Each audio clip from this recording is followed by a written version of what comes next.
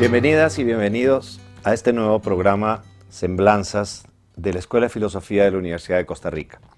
Hoy día tenemos el gusto y el privilegio de entrevistar a una de las más importantes profesoras de la escuela, doña Marielos Giralt, quien además de haber sido destacada académica, ha tenido una experiencia de compromiso social muy importante en nuestro país.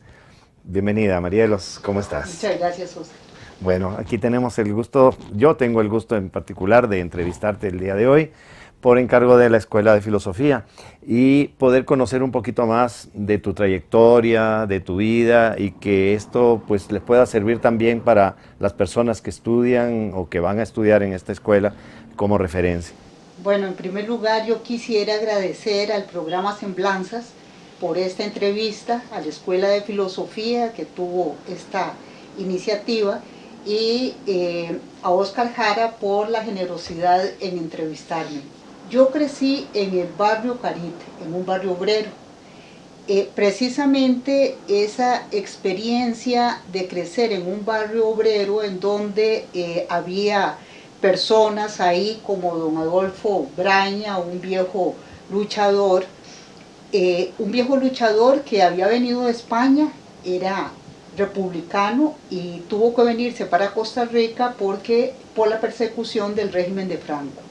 Toda esa situación de barrio obrero, de la experiencia con Adolfo Braña, hizo que desde muy pequeña tuviera bastante conciencia social. Yo recuerdo que efectivamente los lazos que se daban en el barrio Carit eran lazos de solidaridad entre la gente. La gente de recursos muy limitados, incluso los terrenos del barrio Carit fueron donados por don Adolfo Carit, un famoso filántropo español, fueron donados a las viudas. Mi abuela recibió un terreno y ahí se construyó una casita en donde nos criamos prácticamente los 6 hermanos, en compañía de mi madre, mi padre, mi tío, mis tíos, la abuela. Viviendo ahí, fui a la escuela Ricardo Jiménez, donde tuve una excelente maestra. Ya desde pequeña nos dábamos cuenta, no solo yo, sino también mis familiares, mis madres, como digo yo, porque tuve 3 madres, la abuela, la tía y la madre. Nos dimos cuenta de que me gustaba mucho el estudio. Entonces, realmente para mí era una satisfacción ir a la escuela y contar con una excelente maestra, Cándida Rojas se llamaba, de primero a 6º grado. Así que la experiencia en la escuela Ricardo Jiménez para mí y para mis hermanos estaban en la misma escuela, pero los hombres iban a la González Rucabado y las mujeres a la Ricardo Jiménez, pero era el mismo edificio. Para mí fue muy importante darme cuenta de que en medio de la pobreza compartíamos pobreza, pero la compartíamos con alegría. Compartir confites, por ejemplo, llevar el día del niño una bolsa de confites, para mí era muy significativo. Otros niños llevaban un pan o llevaban alguna mermelada, y de esa manera nos criamos compartiendo con otros niños, con otras niñas. Generaban espacios de solidaridad. Eso era muy significativo. ¿Y a dónde fue que estudiaste el colegio? Bueno, la educación secundaria la hice a un par de kilómetros de la casa del barrio Carit, en el Colegio Superior de Señoritas. También en el colegio fue una magnífica experiencia porque me acostumbré, precisamente por el gusto que tenía por el estudio, me acostumbré a llevar materias muy diferentes. Para mí era muy linda el español en aquella época, la biología, pero también la matemática, las ciencias en general.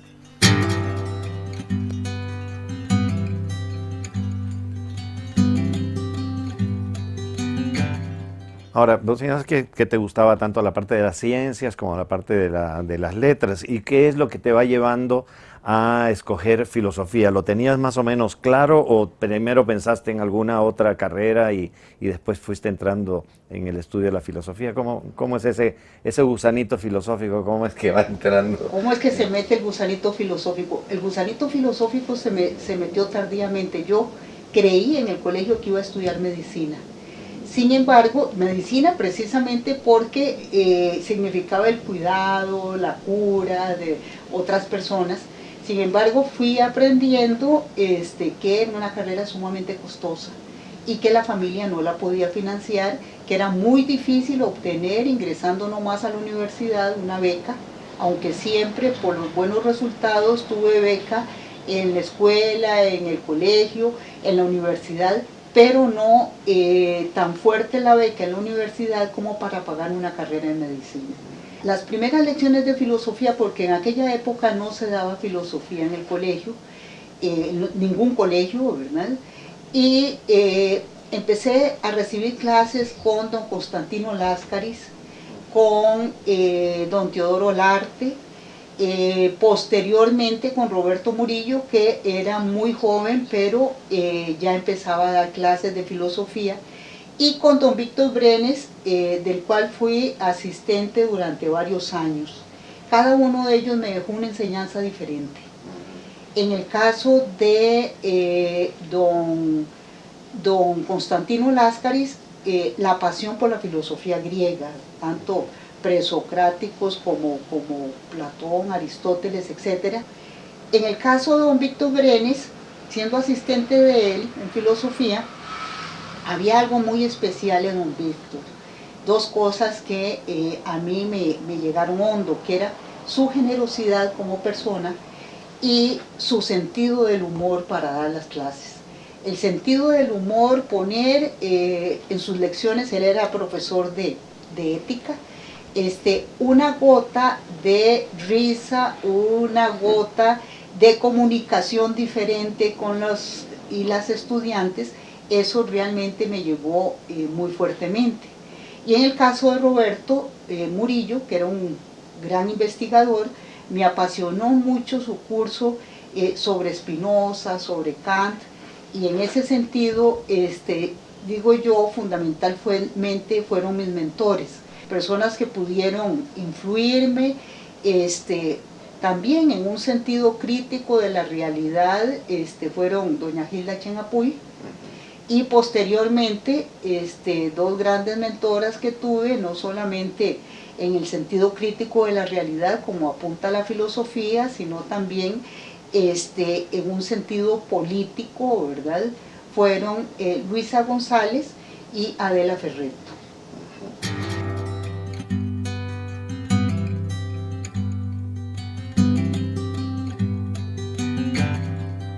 Y cuéntame un poquito de doña Luisa González, tu encuentro con ella, ¿qué recordás, digamos, de ella que te inspiró? Que realmente Luisa veía, coincidía, yo diría, fundamentalmente con José Martí, en que la esclavitud de los hombres, la esclavitud de las mujeres, tenemos que levantar ante la esclavitud la cabeza y tener una opción por los oprimidos de la tierra. En ese sentido, yo asistí a tertulias con Luisa González, con doña Adela Ferretto, y ahí conversábamos precisamente de la importancia de la opción por los pobres, por los más pobres. Para mí no era muy difícil esa opción porque venía de una cuna bastante pobre.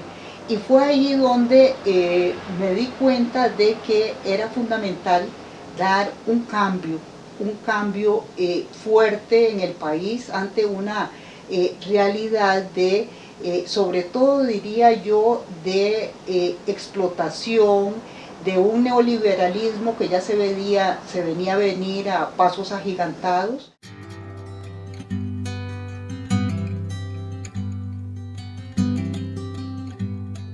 estamos hablando ya de los años 60, 70, digamos que también son años bastante convulsos a nivel internacional. Se va produciendo, sí, desde movimientos en Francia a nivel universitario hasta los movimientos que en Centroamérica empiezan a marcar también cambios Exactamente, importantes, ¿no? estas dos mujeres influyeron mucho en mí, pero tendría que decir que tuve otra gran influencia, muy fuerte, una influencia que me cambió precisamente la conciencia de la realidad, que fueron mis estudios en Lovaina, en Bélgica, ¿verdad? ¿Qué significó para ti ir a Lovaina? Salir de aquí de Costa Rica, ir a estudiar allá. Bueno, en primer lugar, la beca de Lovaina casi que me llegó, no tanto por inspiración mía, sino porque me la ofrecieron profesores de filosofía y demás ante las buenas notas que tenía en mis estudios de filosofía, las participaciones, los comentarios, algunos artículos que ya publicaba. Y en ese sentido me ofrecieron la beca para el Instituto de Lovaina. Había en ese momento oportunidad para varios estudiantes y simplemente me dijeron concurse. Y el doctor Láscaris me dijo algo muy sabio en aquel momento.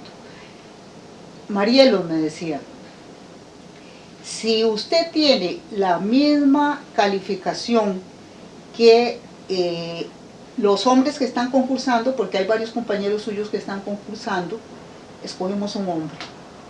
Entonces yo, un poquito, conociendo al doctor Láscaris y sus contradicciones, me quedé pensativa y le digo yo, ¿me podría dar una explicación? Me dice, sí, porque usted recuerde que este país es machista y que la mujer tendría que sobresalir por encima de un varón para poderla escoger. Ahí no solamente me empezó a inquietar la situación de la no igualdad de género, ¿verdad? Por ahí viene toda una situación de tomar conciencia de que la mujer no es igual al hombre ni en Costa Rica ni en ninguna parte del mundo y que no tiene las mismas opciones, las mismas alternativas. Entonces, cuando me dijo eso, fue un reto para mí. Un poco me molestó. En general, en la carrera de filosofía también estaba muy presente eso, más bien de que los filósofos son, en general, la imagen es que es más una noción más masculina. Es que hay que pelear por también. Eso fue un reto para mí porque no solamente luché por tener el primer promedio entre los que estaban concursando, cosa que lo logré, sino tomar conciencia de que la carrera de filosofía era una carrera de hombres, no era una carrera de mujeres. Éramos muy pocas las mujeres y que en general se hablaba de filósofos, pero no de filósofas. ¿Y Lovaina significó algún cambio en ese sentido? ¿Una otra mirada, otros enfoques con relación a la filosofía y vista de ese? Lovaina significó realmente un mundo muy complejo para mí y muy importante. Bueno, no puedo soslayar el hecho de que Lovaina era una ciudad un poco oscura, con solo un mes de verano, ¿verdad? El invierno era muy duro. Lovaina para mí fue un mundo nuevo que era importante desde el punto de vista de los retos personales. En primer lugar, no me reconocieron todas las asignaturas que había hecho. Tuve que hacer 14 materias, como si nunca hubiera hecho la licenciatura. Ya yo me había licenciado en Costa Rica con una tesis sobre Zubiri, ¿verdad? Y allá no me la reconocieron. Y además tenía que hacer un examen de Universa sobre el conjunto de la filosofía. Los resultados que obtuve en las materias, en el examen de Universa y en la tesis de doctorado me mostraron que efectivamente la formación en filosofía en Costa Rica era muy buena, porque en todas saqué distinción, era una cosa impresionante. Entonces, en ese sentido, incluso al principio, los primeros exámenes, tenía problemas porque eran en francés terminé realmente manejando el francés ya a los 2 años de la carrera, pero al principio tenía grandes tropiezos.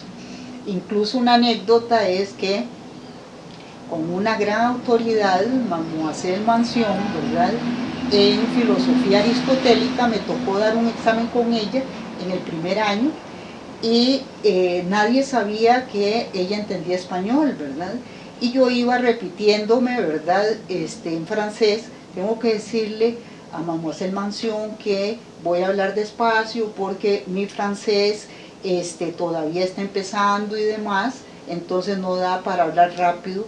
Y llego donde Mademoiselle Mansion y el inconsciente me traicionó. En lugar de decirle lo que venía pensando, le dije: Mademoiselle, ¿usted entiende español? Y me dijo: uy, uy, uy, ¿verdad? Entonces le di el examen en español y nadie entendió cuando salí del examen que por qué me había sacado un 10 si nadie le pegaba a esa profesora un 10.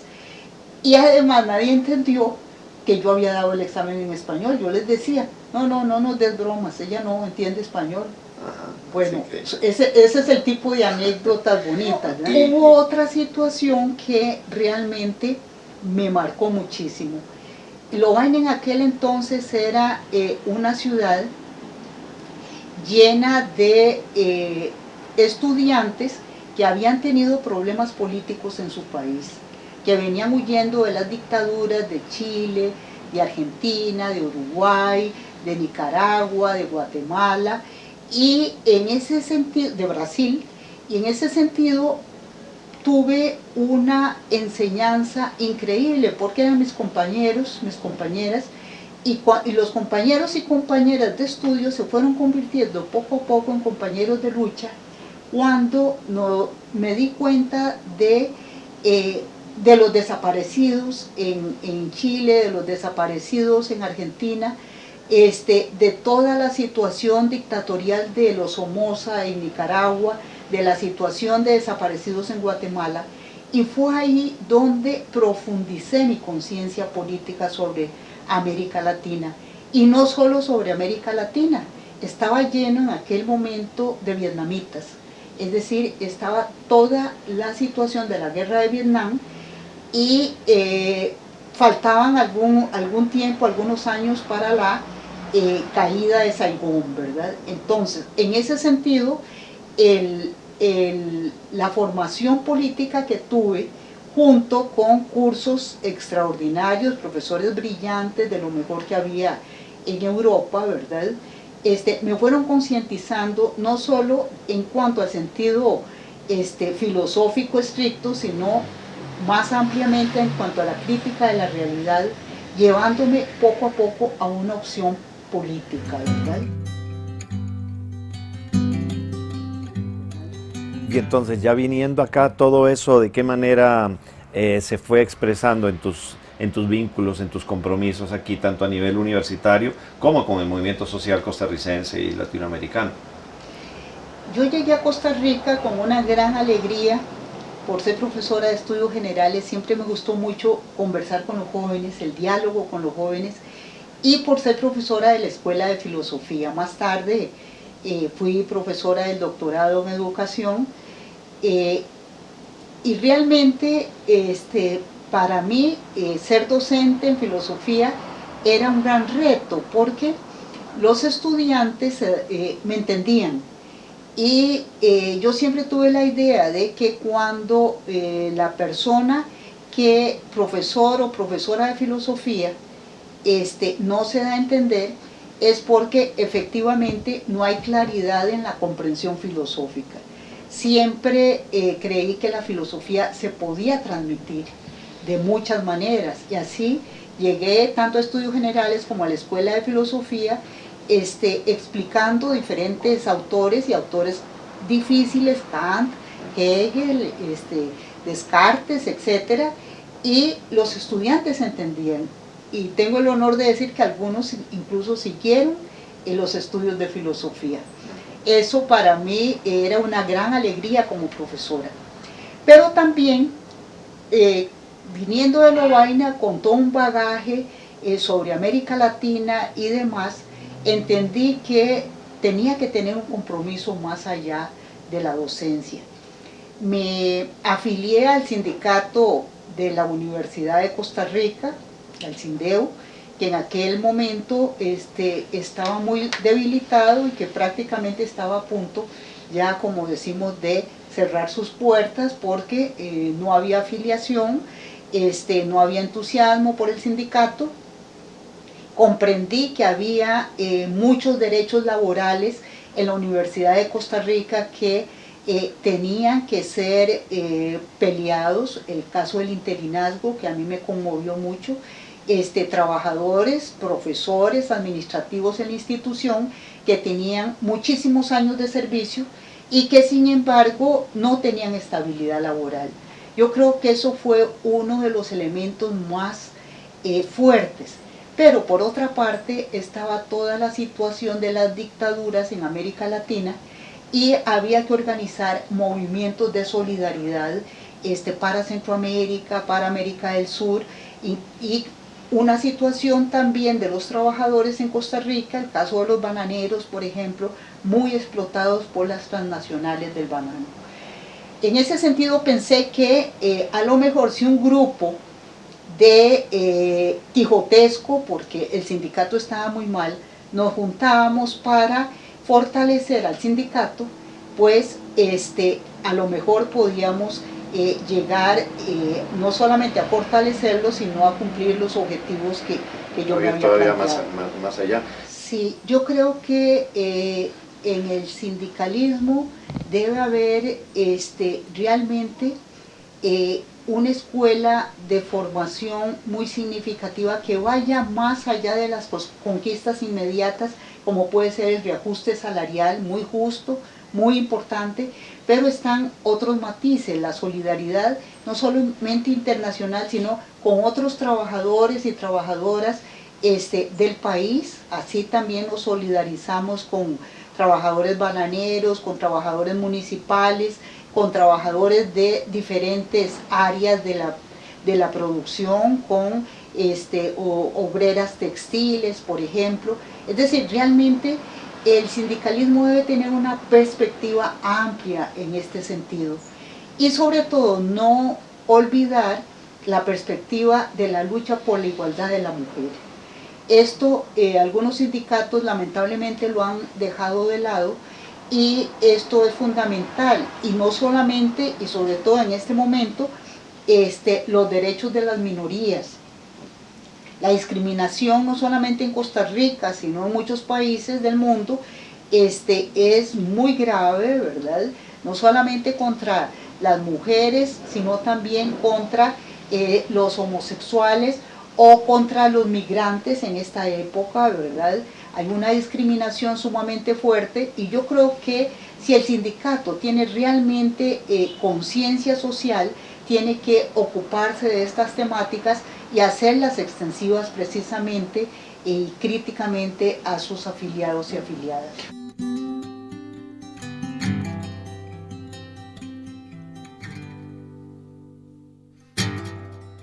Ahora, en todo este periodo, mientras vos estabas también con ese compromiso social, formabas parte del Instituto de Investigaciones Filosóficas.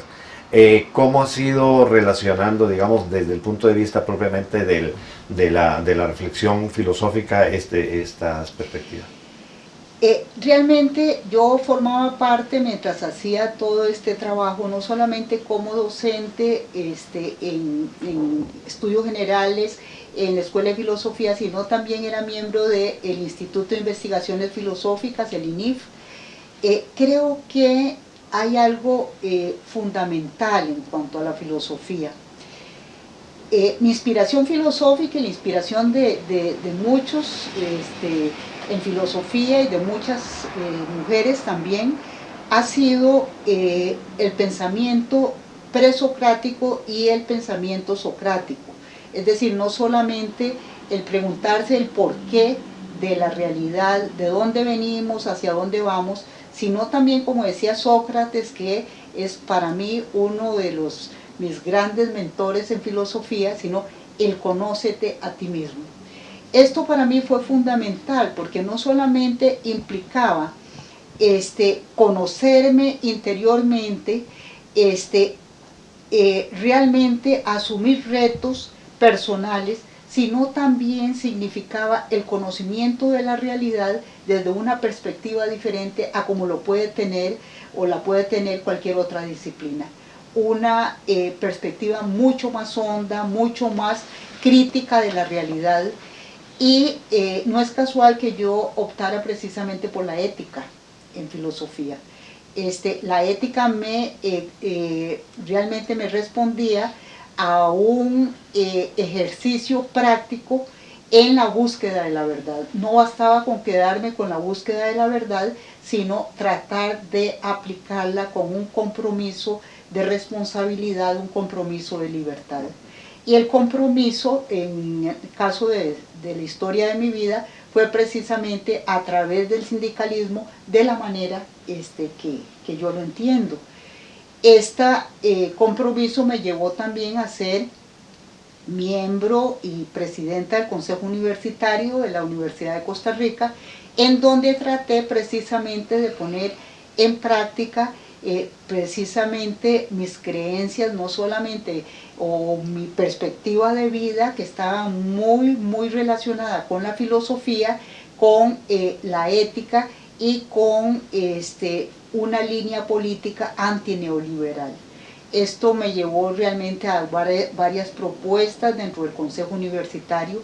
Una de ellas fue la búsqueda de estabilidad de los interinos. Logramos bastante, pero no logramos lo que realmente queríamos, que era realmente eliminar el interinazgo. Logramos una gran disminución.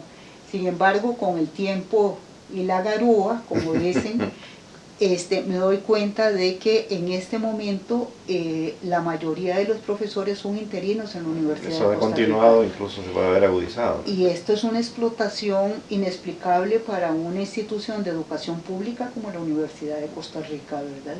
Que realmente es, para algunos es nuestra madre nutricia desde el punto de vista de la formación, de la educación, y sin embargo da vergüenza pensar de que hay importante personal en la universidad que tiene ya varios años de servicio, mal remunerado, ¿verdad? Y que sin perspectivas de estabilidad laboral, ¿verdad?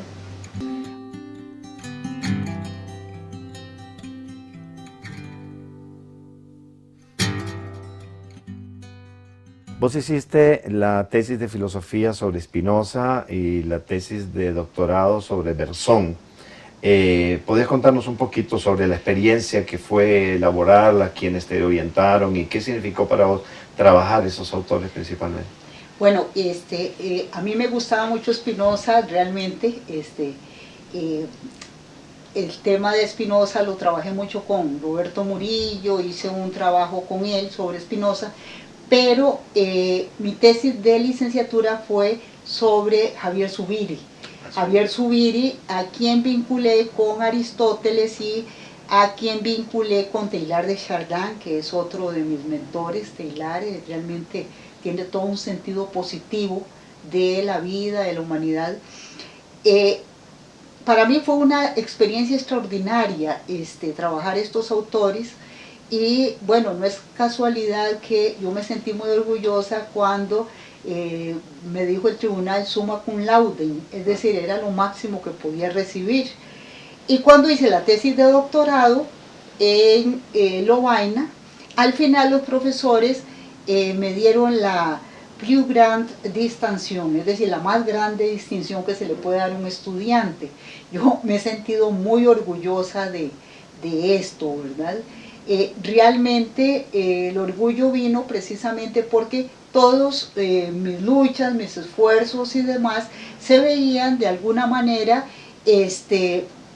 premiados. Yo digo que el premio reconocido, ¿verdad? Yo digo que en ese sentido no era un premio, sino un reconocimiento a toda una trayectoria de lucha, de esfuerzo y de estudio, ¿verdad? Y de búsqueda de coherencia, ¿verdad? Y de búsqueda de coherencia.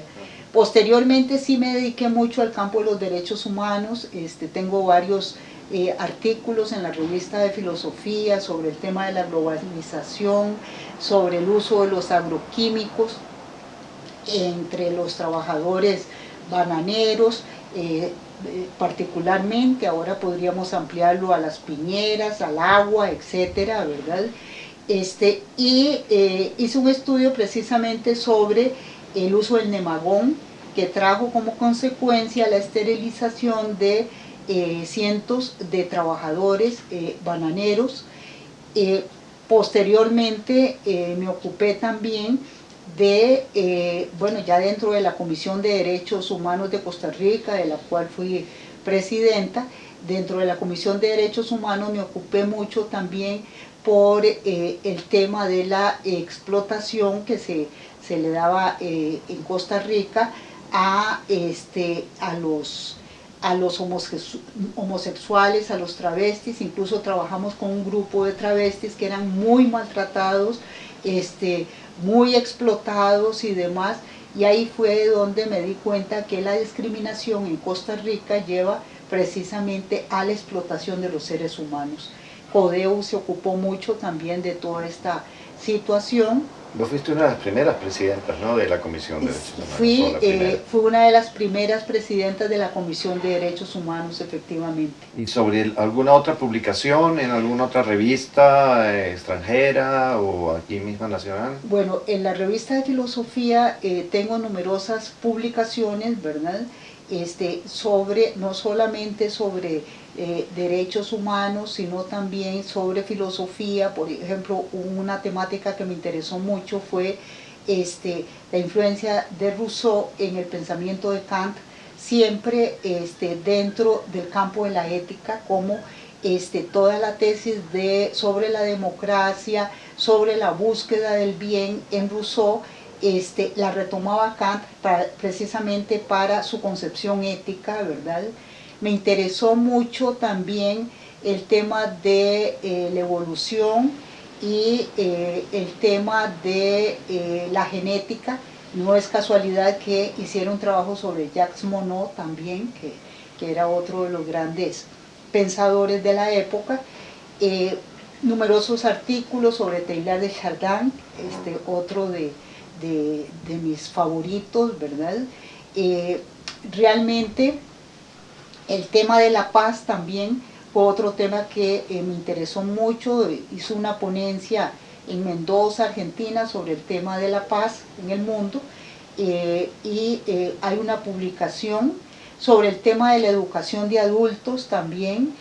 Trabajé mucho, sobre todo en la época en que fue ministra de Educación doña María Eugenia Dengo, que tiene una propuesta muy importante sobre educación regionalizada. Me di a la tarea de hacer una investigación sobre esta temática y hay una publicación que se llama Educación de Adultos en el País. En fin, realmente yo creo que hubo muchísimas publicaciones, no solamente en la revista de Filosofía, sino en las revistas de la Comisión de Derechos Humanos, de la Comisión de Derechos Humanos de Centroamérica, CODEUCA, y desde luego en las revistas del Sindicato de la Universidad de Costa Rica. Aparte de otros artículos que has publicado en el periódico Universidad e incluso en La Nación sobre temas mucho más actuales de coyuntura, es decir, que demuestran que has estado permanentemente reflexionando y aportando reflexiones críticas sobre las situaciones concretas que se estaban viviendo. En el semanario Universidad tengo, yo creo que más de 30 años de estar escribiendo, ¿verdad?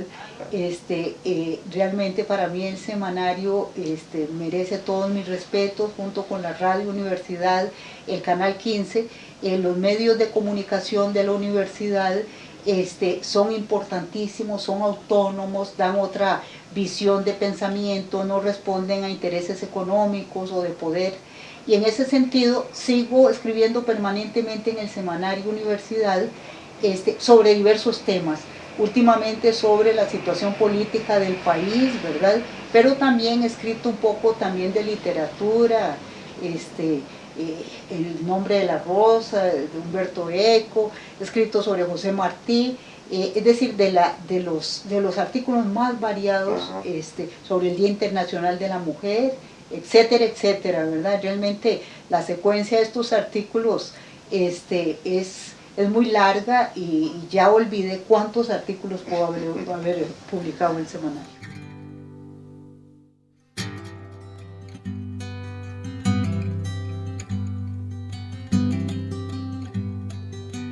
Bueno, parece que ahí ha ido mezclando a lo largo de estos primeros años, por un lado, el interés por el estudio, la rigurosidad, digamos, académica, intelectual, y por otro lado el humor, que el hilo es un hilo filosófico también interesante, de una manera de mirar la vida, no solamente desde el punto de vista racional, sino también de vivirla en otras dimensiones.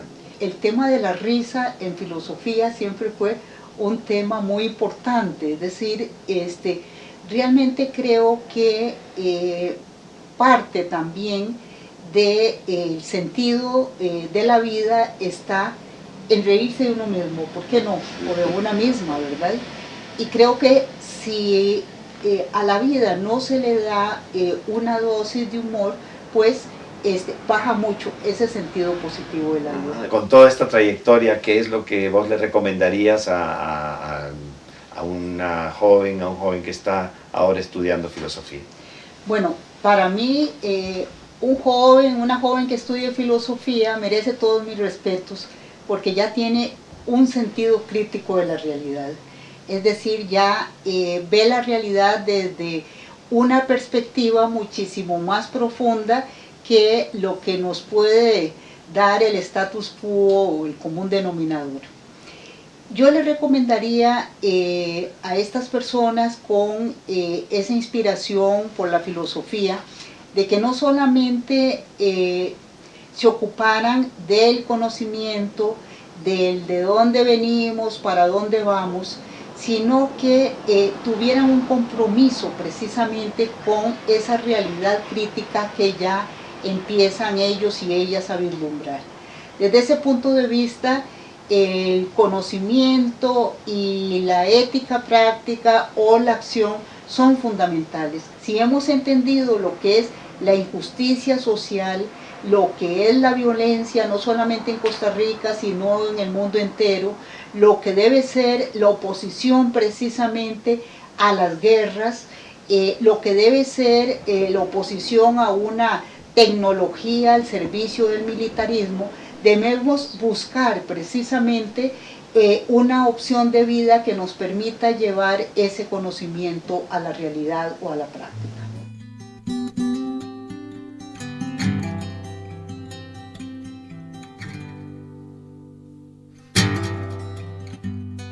Bueno, hemos tenido el gran privilegio, para mí un gusto, un honor que doña Marielos nos haya cedido estos minutos que se han hecho cortísimos para una trayectoria tan rica, tan variada, de tantísimos aportes, de tanto compromiso con nuestro país, de tanto compromiso con la vida, con la justicia, y donde hemos podido ver que, bueno, doña Marielos ha podido vincular espacios que muchas veces están muy aislados, separados unos de otros, para mostrarnos que es posible vivir, como diría Paulo Freire, buscando la coherencia como una virtud para ayudarnos a transformar y a transformar la realidad. Muchísimas gracias por esta entrevista y este momento. Muchas gracias a Oscar por tener la paciencia de ser en este momento pues mi entrevistador durante más de una hora. Muchas gracias a los estudiantes que han tenido también la amabilidad de grabar esta interlocución. Bien, hasta la próxima semblanza. Y ahora sigue el fresco.